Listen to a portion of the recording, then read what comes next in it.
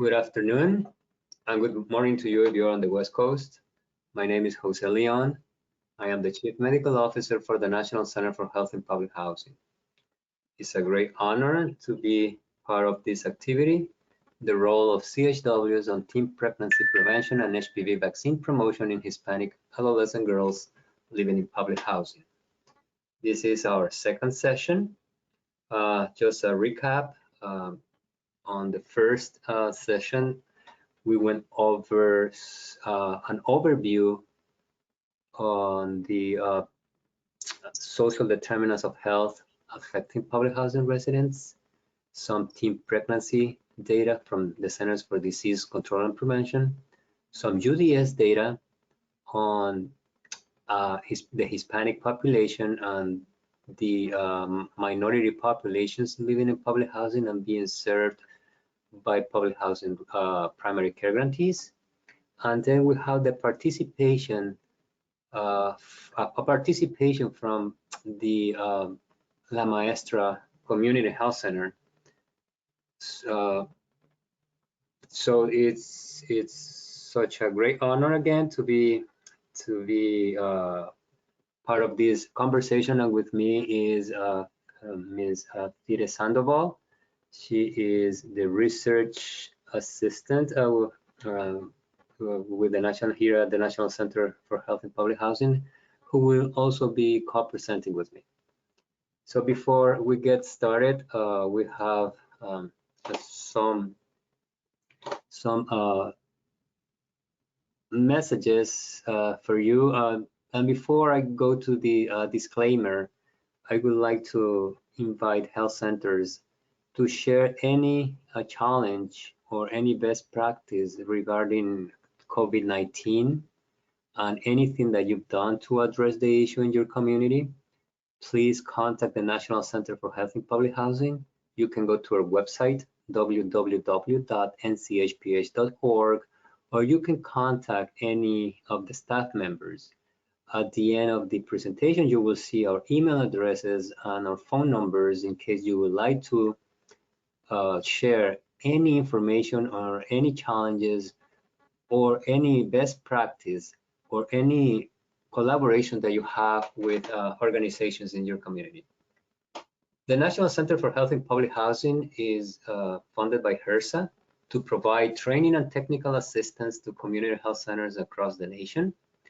Specifically, we work with health centers located in or immediately accessible to public housing, and other organizations, federal and state organizations, to provide training and technical assistance to the health centers.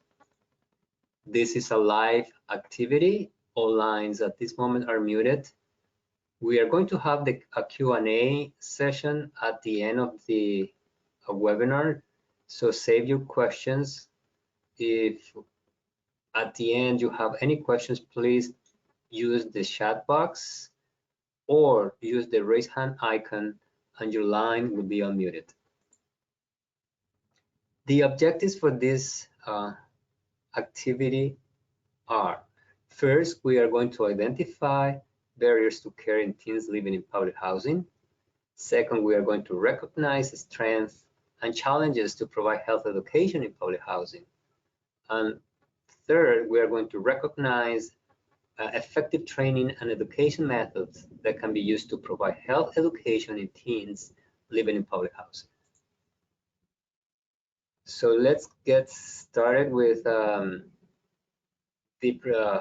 our first question. We have some polls here, and the question is: which response best describes why parents avoid having conversations about sexual health with their children? So waiting until high school sex education classes begin, relying on an app my kids use to answer their questions, relying on information my kids get from their friends, don't know what to say, afraid to screw up, or all of the above. We're going to give you 15 seconds to respond.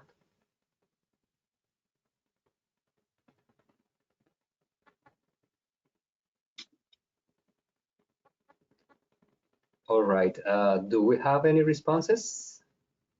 Yes, we do, Dr. Leon. 60% of participants said that waiting until high school sex education classes begin, and 40% said they don't know what to say or are afraid to screw up.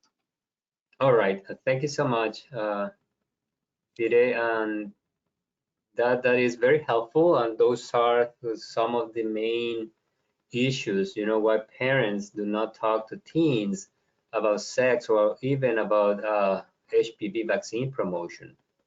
So thank you so much for the feedback.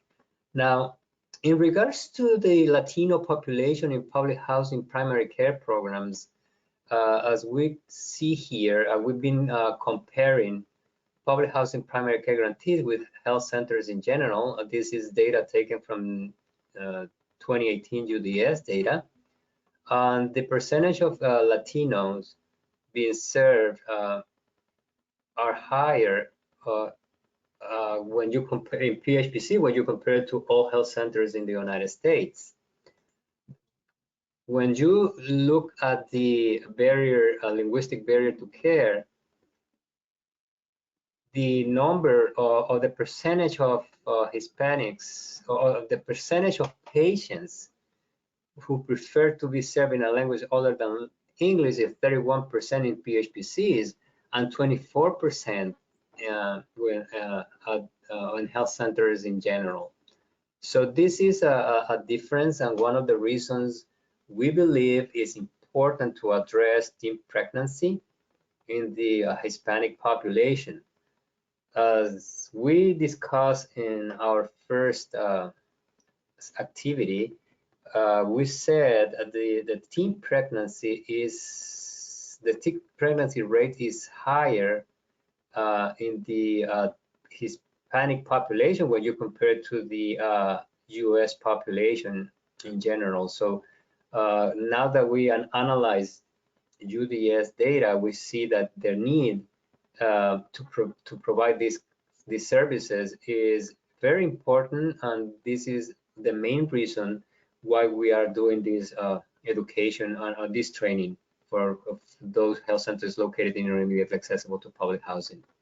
Let's take a look at this video. This video was updated recently. The data that you see, even though the video is from 2013, the data that they're using is recently, and you will see how important it is to address this issue in the Hispanic community, specifically those that community living in public housing. I always told my mom I wanted kids. I never thought it was going to happen so soon. I just grew up way too fast. First of all, you're too young. My name's Irene. I'm 17 years old. I got pregnant when I was 13 and had my daughter when I was 14. My name's Guadalupe. I'm 18 years old. I have a 4-year-old boy. I'm Ashley. My name is Miguel. And we have a 1.5-year-old daughter. My name's Nancy. I'm 17 years old and I have a 1-year-old boy named Eric. My name's Brianda. I'm 21 years old. I was 15 when I got pregnant. My name is Sonia. I am 17 years old and I had my son when I was 16.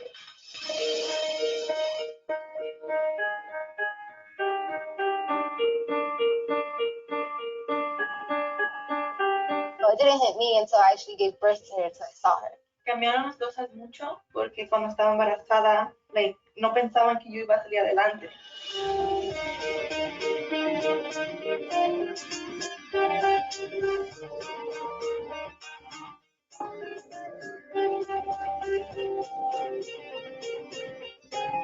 I never finished high school. One day I hope I can. Before I had a baby, my plans were to finish school and actually go away for college. Well, my teacher, when I told her I was pregnant, she was very disappointed. She said I was one of her best students.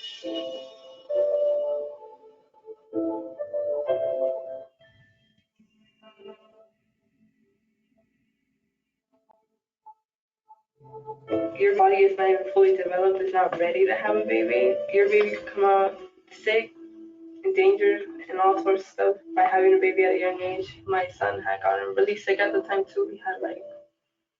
He was getting pneumonia because he was coughing a lot, he couldn't breathe, and then we found out he had asthma. I didn't go to the doctor until I was already 6 months pregnant.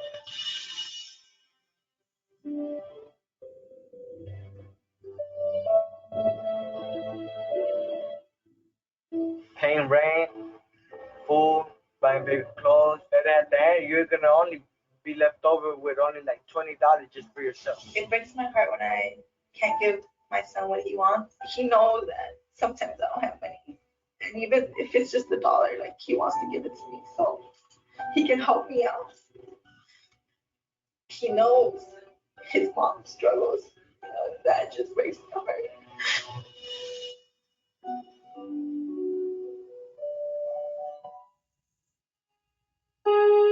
It was a very huge slap in the face when I actually found out that I was pregnant because I wasn't with my baby's father anymore. My daughter's dad is not involved in my daughter's life at all. There's no happy family. I'm both the mom and the dad. My son, when he knows he's going with his dad, he'll get his backpack ready and put his clothes in, and he's excited that he's going to see his dad. And at the end of the day, you never show up. A man's not going to stay with you because you have a baby.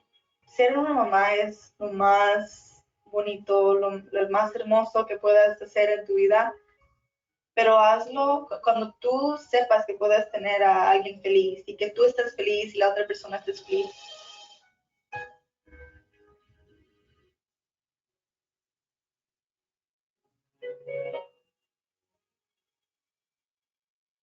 If you have a parent that got pregnant at 13, 15, then do you feel like it's okay for you to do it as well? My goals for my daughter are huge. I want her to succeed. I don't want her to go through the struggles I'm going through. If I could go back in time, I would tell myself, wait. I love my daughter. I just wish I would have met her when I was older. Babies, you can make them later on. When you're ready, when you're stable, have a good job, your own home, then you're ready to go.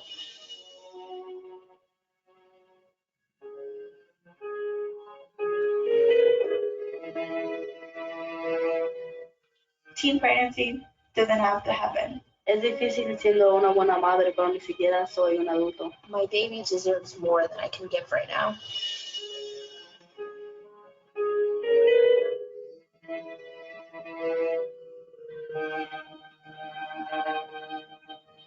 Algunos hombres piensan que las mujeres son las culpables por no protegerse.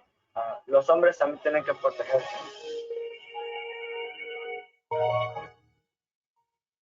Preventing pregnancy doesn't mean you're against babies. It just means you want a better future for them if you wait. Prevenir el embarazo no significa que estemos en contra de bebés. Significa que queremos la mejor vida para nuestros bebés.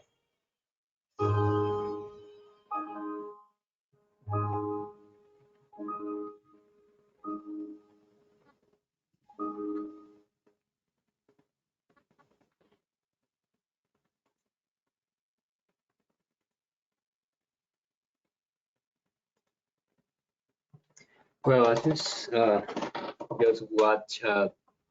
There are different social consequences and physical and mental consequences when teens get pregnant, and this is a nice video just to go over some of these consequences, and at the same time see the need that teens, specifically Hispanic teens, have to prevent pregnancy during the teenage.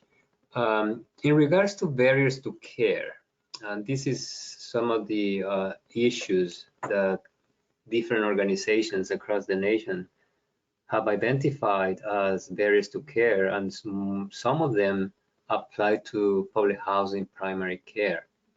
Lack of cultural competence and humility, unsafe communities, lack of transportation, distrust, negative experience with providers, stigma, and disability. I'm just going to go over some of these because some of these barriers directly affect those living in public housing. Lack of cultural competence and humility, as we saw, there are patients served at public housing primary care sites refer that they would prefer to discuss issues, you know, or being served in another language in a language other than English. And cultural competence is a very important topic because you need to have, I mean, these are people from different backgrounds, cultural backgrounds, and we have grantees, for instance, serving population from different part of the world. And this is a very important topic to consider when you are going to address any of the healthcare needs of the teens living in public housing. The other one is on safe communities. We have research and a publication on community violence, and some of the public housing developments that we interviewed, you know, and the health centers that we interviewed referred that violence is one of the issues that they have when they are trying to improve health outcomes in the community. The lack of transportation is another one. Remember that we mentioned in our first session that there is a higher percentage of seniors living in public housing when you compare it to the general population, as well as people experiencing a disability.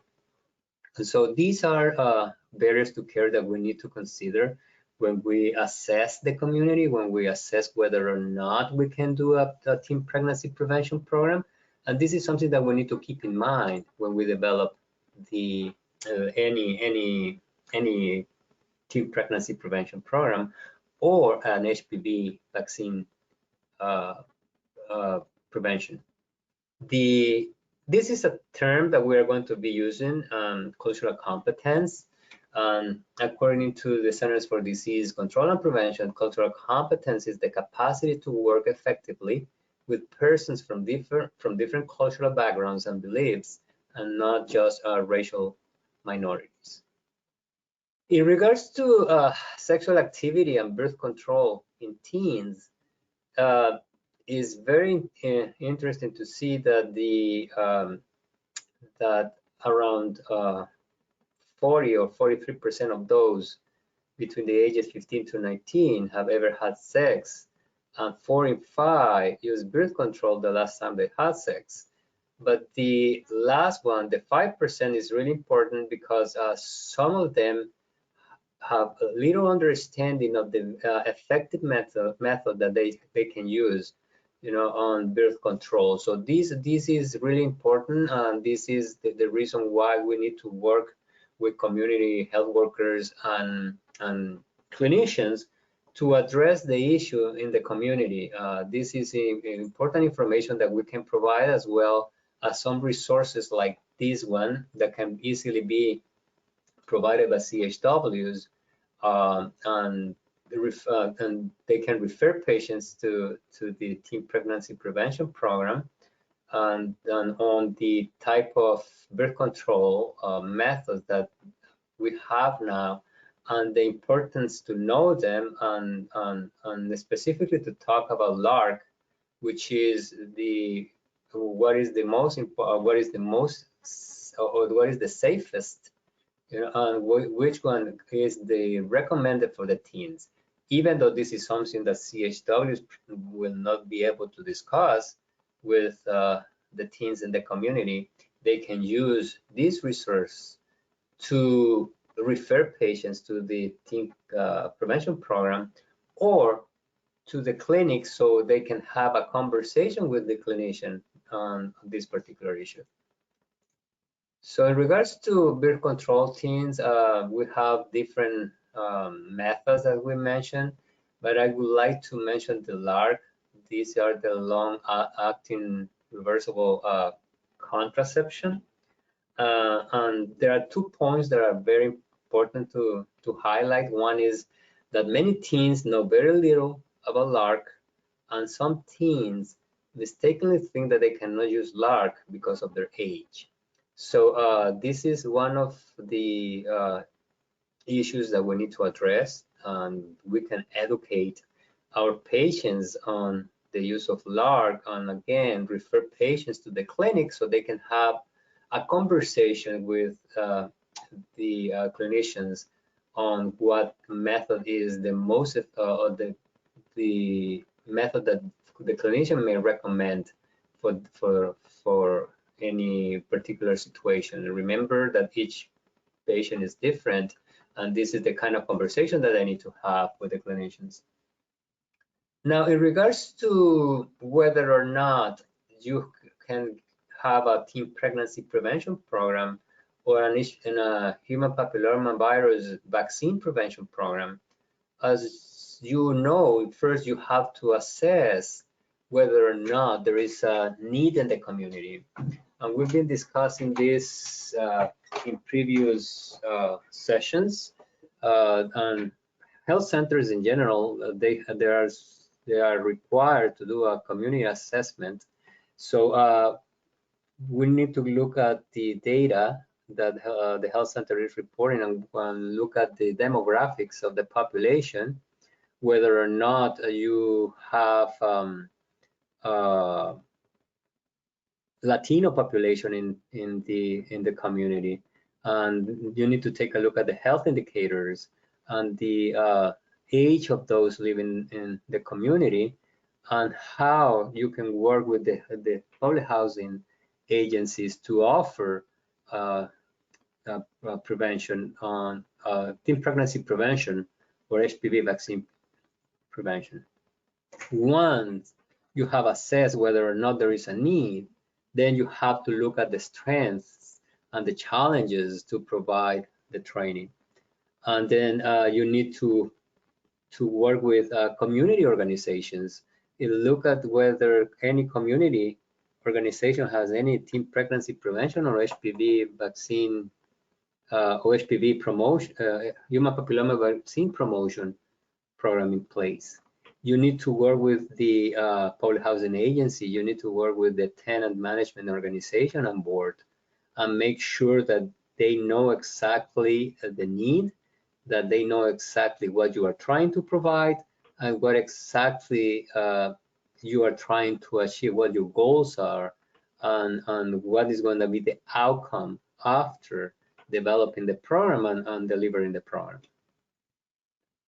In regards to after doing the after assessing the community, after you analyze strengths and whether or not you have the resources, then you have to see your health center resources. Do you have the staff required to provide the training? Do you have the board? I mean, do you have the support of your board? Do you have the staff? You know, either I mean, in this case, we're talking about the clinical staff at CHW, and do you have the money? Do you have the funding to do or to develop the program? And then you need to look whether or not this is something that you can either do in your clinic, or if you have to go outside the clinic and work either with a school or with a community organization to do the training.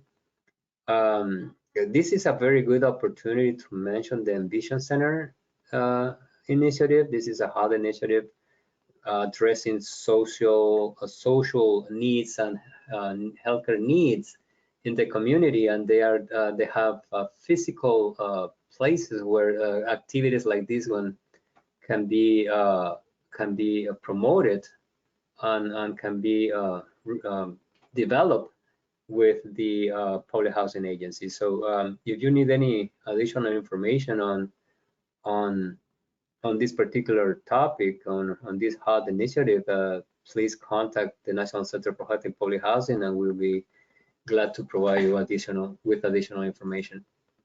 Now, once you have seen your resources, when you have assessed the need in the community, when you have seen your strengths and any challenges, then you need to develop the outreach plan.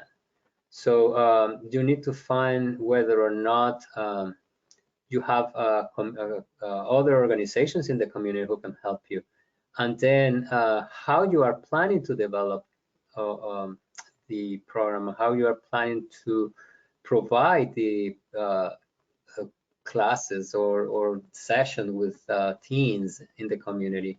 And then you need to develop an outline. You need to know exactly what you have to do. And this is something that you don't have to develop. Youth.gov has different programs that they have different evidence-based programs that you can look and modify or adapt to your needs. That's something that we are planning to discuss in future sessions. But you need to make sure that you have all the training materials and all the resources before you start the activity in your community. So the idea is to include community health workers. You know, then the reason is that sometimes we have the resources, we have the clinicians, but sometimes because of one of the challenges that we showed in the beginning, is that there is sometimes there is some distrust in the community, and specifically teens. Teens tend to, I mean, it's difficult to talk to teens, and you need to have a level of trust so they can really share what they are planning to do, and what the some of the questions that they have regarding sex or regarding STDs. So that's the reason why we are promoting the activity, and at the same time letting letting health centers know the need to work with CHWs to address these two issues in the community. Remember that CHWs are the eyes and ears of the community, and they'll serve as a link between the providers and the service recipient, and they live in the community. They know the teens, they know what the needs are, they know whether or not there is community violence, they know whether or not there is gang activity, they know whether or not there are other issues affecting the teens, any social issues or financial issues in the community. So it is important to have a discussion with the community health workers and train them and include them in any teen pregnancy prevention program, or STD prevention program, or HPV prevention program. Remember that even though CHWs are the eyes and ears of the community, they also need to have some characteristics or some requisites when you bring the CHWs on board. They need to be respected by the community. They need to be demonstrate caring and concern for community patients. They need to have a strong desire to help others. They need to be assertive. They need to have some good problem-solving skills and communication skills. They need to be quick learners. They need to be a good role model in the community, and sensitive to and respectful of cultural differences and practices. And they need to be either a public housing resident or a former resident of public housing. In the next session, we are planning, we will have a health center, a public housing primary care guarantee, who are going to go deep into these qualities and how they use CHWs to address some of the or to include, or how they have included CHWs in the teen pregnancy prevention program that they have in place. Then this is another question that we have. This is a question that we presented on our first call, and now that we have heard some of the challenges, the strengths, assessments, how you can work with the community, let's see if we can find a solution, or we can find a response for this question. So this is a 14-year-old female who comes to the clinic for a missed period, and her pregnancy test is positive. She initially doesn't want any family members informed and needs to be evaluated and counseled. She's followed through her pregnancy and struggled with the realities of being a teen parent after the delivery. So the question is, what primary prevention programs might have worked for this patient? A, peer groups, B, school-based clinics, C, mentoring programs, D, parent support programs, and E, all of the above. 15 seconds to respond.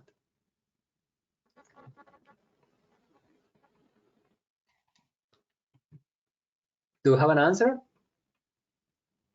Yes, we do. 100% said all of the above.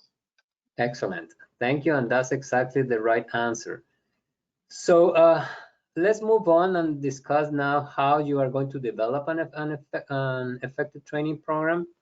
Remember that you have to use the adult learning needs, and you need to learn from practice experience and new concepts. You need to select your site. We discussed whether or not this is something that you do, that you can host in-house, or if there is the need to go to any other place in the community.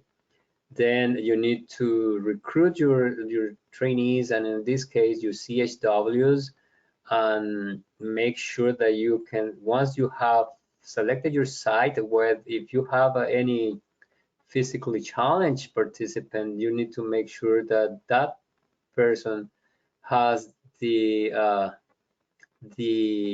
ability or to go and participate in any of these sessions.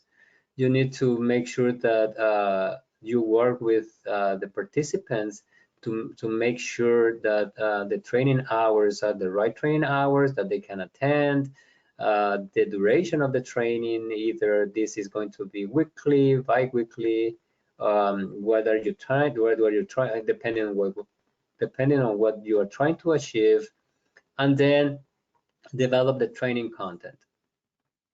Now, remember that every time that you say, okay, we have this need in the community, and we need to either work with another organization or develop our own program, you need to evaluate your program, and this report card can give you a better understanding on how you're doing it. The first question that you have to answer is, how much did you do? How well did you do it? And if there is anyone better off? I mean, in regards to how much you did, basically is how many people or how many teens that you were able to recruit. Did you recruit the right number? There was something that probably you could achieve and you couldn't. And then in regards to how well did you do, was the content the right content? Was the goals that you had in mind achieved? Were achieved? Or did you achieve the goals that you had in mind? And have you made any changes in the community? Have you been able to improve your clinical, your quality assurance measure? How are you doing compared to the data that you can get from the county? So those are the things that you have to evaluate after doing any of these prevention programs, and then make the changes based on this report card and after you have responded to these questions. So I'm going to stop here, and then I will turn it over to Fide Sandoval, who is going to take it from here.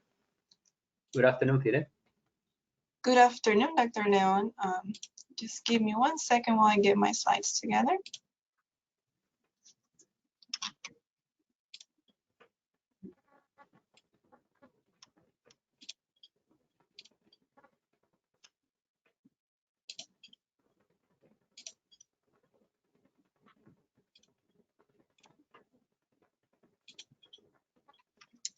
All right, well, good afternoon. Thank you so much, Dr. Neon, for providing all that information. My name is Fide Pineda, and I am the research assistant here at National Center for Health and Public Housing.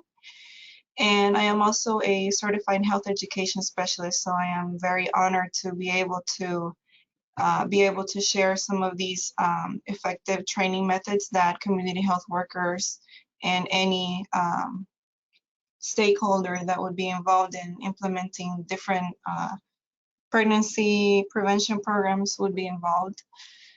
So here we have a list of some effective training methods that we could use.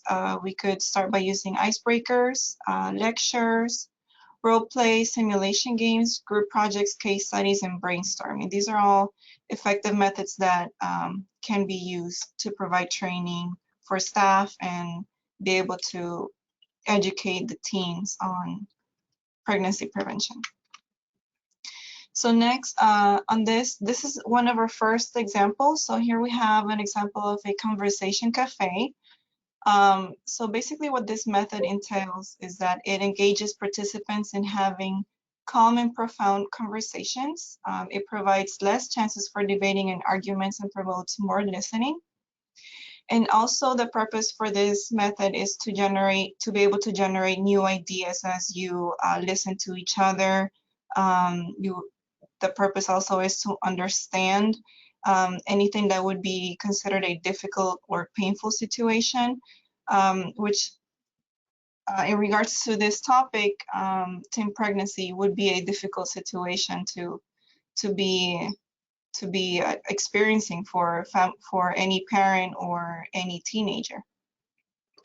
We would also, with this method, you also work on building on sharing your understanding, whether you are able to understand a lot of the material that you would be learning, like coping mechanisms, avoid arguments based on misunderstandings, build trust, and participants will appreciate anything that would be considered productive from the conversations. So here are some of the structural elements that would take place when putting together these sessions. So first, you would want to take into consideration how you would structure the training session. So this one specifically involves putting together small groups where you would be able to listen to each other. Like you can see here in the picture, you can have an example on how everything would be laid out. You know, there are small groups in each table, and that allows for better listening of each other.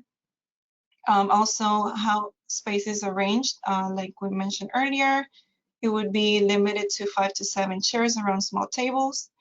And participation would involve in that everybody would be included and everybody would have an equal opportunity to contribute.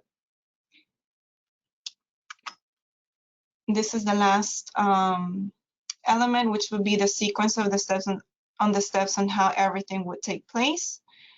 So first, you will want to make sure that you identify the theme in the form of the question that you want to address. Everything would take place in rounds. Everything would also be, you would kind of want to implement an icebreaker by using the talking objects, or in this case, I think it looks like they're using different types of objects that people can identify with. You would want to read 6 conversation cafe agreements, which are basically some rules that you would have to follow, kind of like when you play a game, you would have to abide by some rules. But you would, the way to see this, you would just have to follow the reference here that's at the bottom. And the other thing is that you want to identify a host that could volunteer in basically guiding all the groups. And this will also take place in rounds, you know, identify what each round is going to entail. So here we have an example of another method. This one is called the open space technology. And this one enables the ability to tackle common complex challenges by using creativity and leadership capacity. So what is the purpose of this method? This method basically helps generate action energy, commitment, and shared leadership. It also helps address any of the problems and conflicts through self-organization. And it also helps address any issues that are important to participants. Also, with this method, participants would learn about taking responsibility for tackling issues and for what does work and what doesn't work. So in regards to the structural elements, people would be invited to come to address the complex problem. Anybody is invited into these groups. Everything would be arranged similar to how you see here in the pictures. And then participation is distributed evenly through everyone, and everyone who cares about the challenge at hand and accepts the organizer's invitation is included. So one thing here to note that it's kind of very specific to this method is that they use the law of the 2 feet, where basically if you feel that in the session you're not really learning or contributing, then you would basically use your 2 feet basically by walking away from that session and maybe moving on to another session where you do feel that you would be productive in. And then lastly, you would want to configure the groups by starting together in one large group, and also continue with groups of various sizes by self-organizing around agenda topics. And then lastly, this is just a list on how the steps and the time is allocated for each of the sessions. So one of the things I wanted to kind of mention here in regards to how everything is laid out, I'm going to go back a little bit, is that in the picture, for example, in the left picture, you can see that there's an open circle, and the purpose is that is to invite people into less formal interactions. Solutions to challenges are usually discussed and are visible to all by creating posters that would be posted on smooth walls around the chairs. And then the right picture, there you can see an example of basically how participants are signing up for sessions that they have created. And in this one specifically, this is a really good example on how health center grantees representatives from across the United States are basically exchanging health information. So this is another method here, which is called the Discovery and Action Dialogue, or DAD. And this one basically focuses on basically having groups together that would enable for the groups to discover practices and behaviors to find better solutions than their peers. And these are called positive deviant behaviors and practices. So here we can see a picture of the little sheep over here. The two are kind of like, two are white and then the one is in green. So basically the little sheep that is in the green color is the one that has opted to deviate for a positive change, that has opted to basically adopt any new ideas and actually put them together. Another aspect about this method is that people in the group, unit, or community discover by themselves any of these positive deviant practices. It creates favorable conditions for stimulating participants' creativity in spaces where they can feel safe to invent new and more effective practices. And it creates resistance to change. So this kind of means that everybody would be open to change. So nobody would be kind of wanting to stay in the same realm of solutions that they have been implementing, but people would be willing to try new things. So DADs make it possible to achieve frontline ownership of solutions. And in regards to the structural elements, it is also very important that for this method you open up by asking a few questions, such as how do you know when problem X is present? So in all of these questions that you see here, basically you would replace the X with teen pregnancy prevention, or in this case, you could also replace it with HPV vaccination promotion. So how do you know when teen pregnancy prevention an issue with that is present. How do you contribute effectively to solving that problem among the teen population in your community, and so on. And then second, we have here how space is arranged. You would usually arrange these methods in a local settings or units, and groups can be standing or sitting. And you would usually want to have somebody there to record all of the insights and actions that would take place. And this would be done through a facilitator to introduce questions. Everyone is invited to join, and everyone has an equal opportunity to participate. So this last kind of idea here that everyone is invited to join is very common in all of these methods. They don't really say, okay, only a certain type of people or certain groups of people are not allowed. Everybody is able to contribute here. So how groups are configured, the facilitator works with a partner to serve as a recorder, and groups can be between 5 and 15 people. And diversity in roles and experience is an important asset. So this is very important because as you implement this method, you can kind of have an idea of where everybody stands and what everybody else's point of view is in regards to the topic or the problem at hand that you're trying to solve here. So here in regards to the structural elements, you will want to state the purpose of the initiative being discussed and invite brief introductions for everyone. You want to ask the 7 questions that were listed in the previous slide. You will want to ask the person who is in charge of recording to recap any insights or any ideas, and if anybody else who was included has any other needs that they want to discuss. And then here we have one other method, which is called the purpose-to-purpose practice.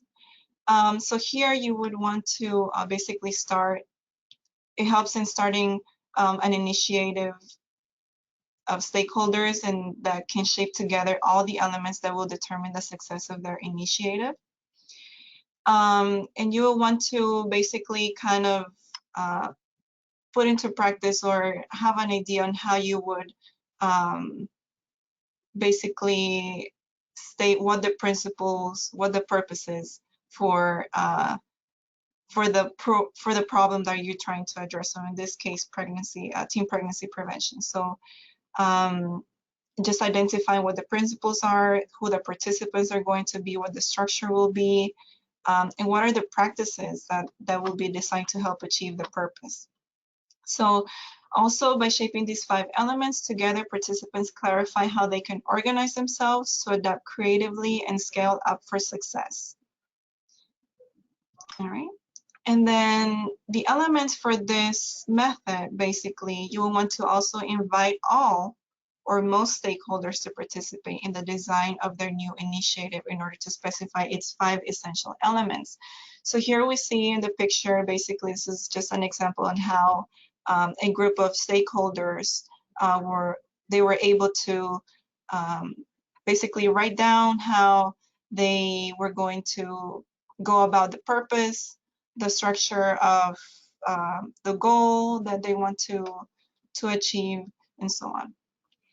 So everything is arranged in tables in small groups of people. And also participation is distributed in that all individuals who have a stake in launching the initiative are included. Everyone has an equal opportunity to contribute as well.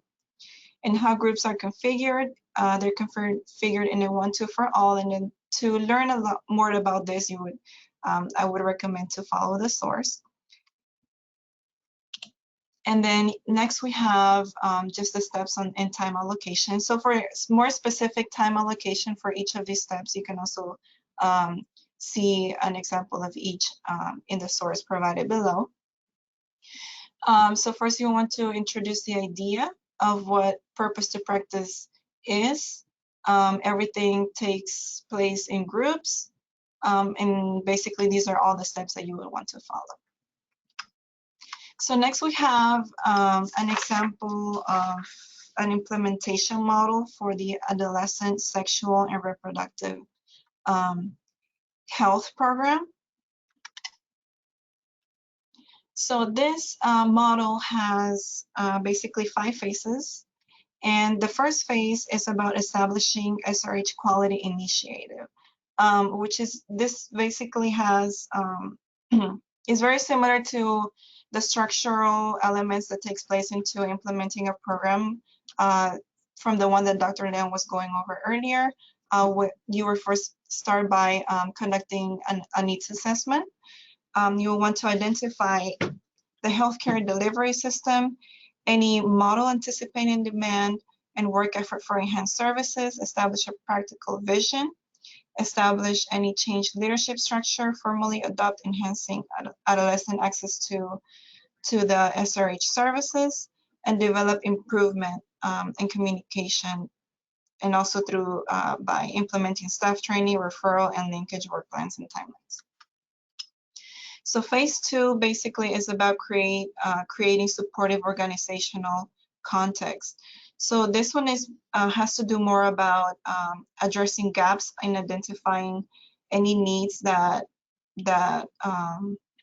you would be addressing here. You would ensure any methods for formulary LARC methods are in stock every day in exam rooms. You would also want to establish any performance metrics, how you would be able to record any data. You would want to set benchmarks for performance, redesign workflows, select staff who will provide the SRH services, revise staff roles and responsibilities, and develop job aids, and finalize staff training and mentoring plan. So third, this is very important because in this phase, you would want to train the staff to build competency. So here you will want to address on how you would train all of the staff clinicians by providing contraceptive counseling and frontline trainings to the staff. Build competency in mentoring, observation and feedback, huddles, such as huddles, staff meetings, and supervision. So in this phase 4, this one has to do with implementing and improving the model. So first you want to pilot and modify and finalize new system of care, promote broad implementation, continue to build the competency through mentoring, any reporting or review, and use performance metrics to improve, and implement communication, marketing, and referral to linkage plans. And lastly, institutionalize. So this basically has to do more with putting into practice any quarterly reporting, review, and use of performance metrics for quality improvement, revise job descriptions, staff performance reviews, and hiring practices. So next we have some information in regards to client outreach related to this SRH program.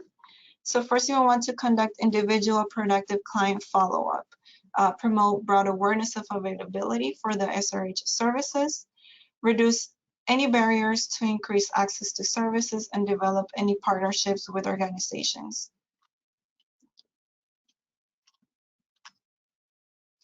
So next we have the client outreach supporting youth-friendly best practices. So this basically entails conducting individual proactive client follow-up, promote broad awareness of availability of services, and reduce any barriers to increase access to services, such as knowing when and how to implement mobile clinics, transportation, and reimbursements, and develop any partnerships with the organizations as well. So here we have some of the core training topics that you will want to discuss with your staff. So every specific position has, I guess, the specific topics that you would want to address with each of them. So for example, for the clinicians, you will want to focus on providing training for client-centered birth control counseling, LARC insertions, and the adolescent healthcare visit assessments and services. So for staff that provides contraceptive counseling, you would want to train them on any client-centered birth control counseling, STD, HIV basics.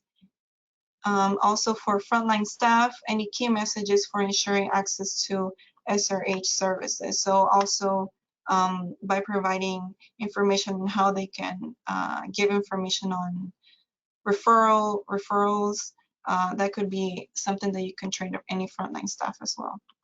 So advanced training for staff, that includes SRH in adolescent males, trauma-informed care, any information related to LGBTQ youth, and so on.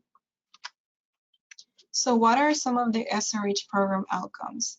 So at the end of implementing this whole program, basically, you will want the outcomes entails more youth visits to healthcare network partners, increasing youth receiving sexual and reproductive health services, increasing youth receiving contraception, and also an increase in a larger percentage of youth receiving highly effective contraception.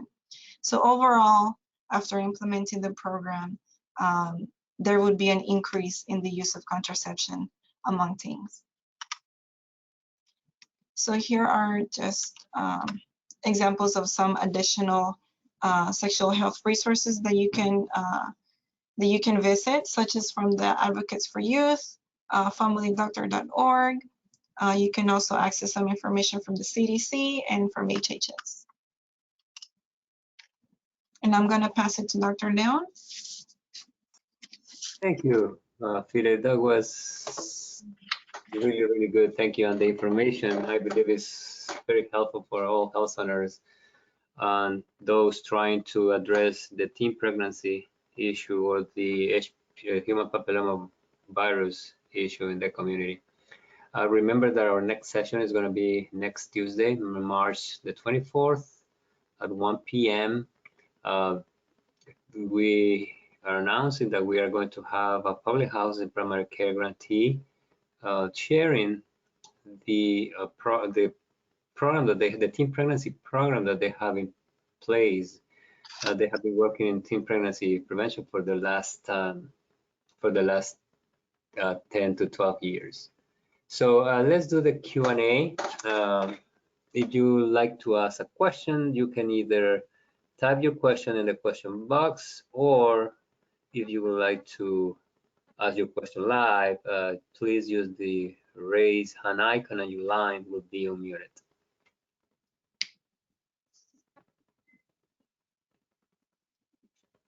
In the meantime, some few housekeeping items. First, please complete the post survey.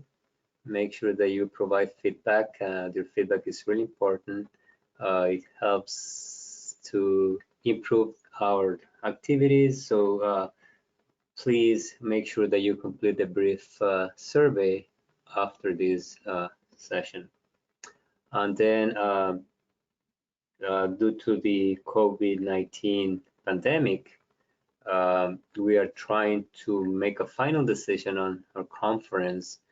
So stay tuned. At this moment, we have not canceled the conference, but we are working with the local government and other organizations, and we are going to provide any update on our website not later than next week.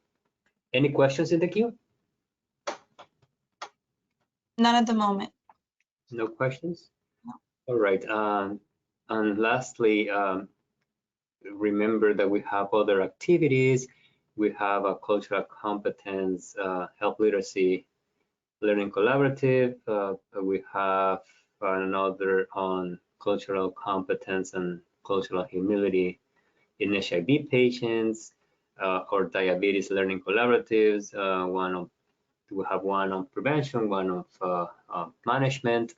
We are going to have a series of 4 sessions with a pharmacist. We are very pleased to announce that we are working with Teresita Lawson, who will be the panelist for our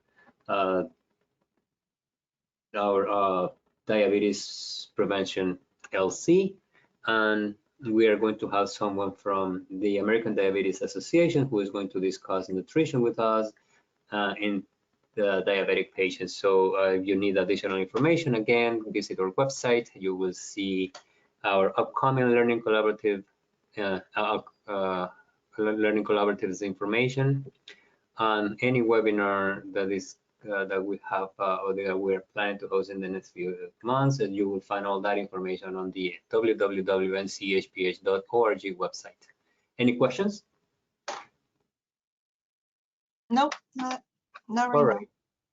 So again, remember the early bird registration for the conference ends March 31st, but please visit our website. We are constantly updating the information, and if there is any change or if there is the need due to the COVID-19 pandemic to cancel the activity, we are going to announce it. We are going to use our communication channels, and we will let you know. If you would like to receive, if you would like to join our mailing list, please go to our website. You will find information on HRSA updates, Medicare, information on new funding opportunities, on other resources and services such as webinars, publications, and all kind of training resources that we produce for health centers. You can also visit our website, and again, you will find information on upcoming webinars, current monographs and publications, our interactive maps showing us the OH by county, and the location of the health centers. You will find fact sheets for public housing residents, training manuals, and information about our live activities. You can contact any of our talented staff member. Again, if you would like to share any information on COVID-19, or if you need additional information on upcoming activities, please contact any of our staff members, or just call our main office, 703-812-8822, and we'll be happy to help you. So remember, please complete the post survey, and see you next week. Thank you and have a great afternoon.